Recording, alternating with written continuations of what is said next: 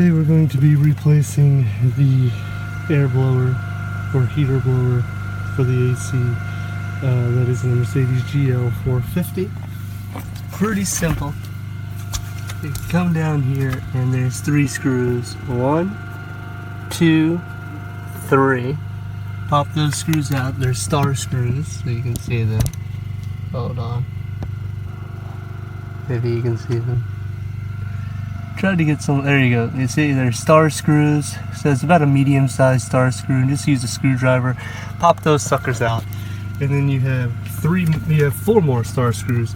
That's on the blower. They're 1, 2, 3, and 4. Relatively easy to get out. It's gonna be up in there. Oh, let me show you. So I've already replaced it. It's gonna be up in this area here. You don't have to disconnect any of the lights. There's a couple of plugs. You don't have to disconnect it. You have plenty of room to leave it connected. If you want to, they just pop out. There is on the blower 2 connections, which are right here.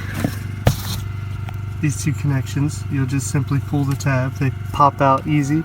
And then if it's stock Mercedes one, it'll be a little hose or a clip that holds the wires in. Just pop the clip out, that way it stays professional when you're installing the new one.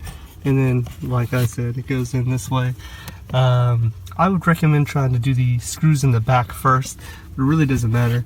Just try to hold it up as best as possible while you're screwing it in.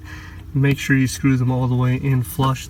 What I did is I actually pushed on it like this. So I pushed up to make sure that it was fully screwed because I was the only one holding it.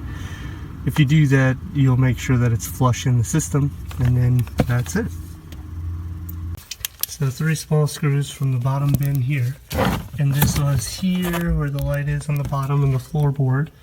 You just pop out the screws, star screws, 1, 2, 3, and then just pull this down.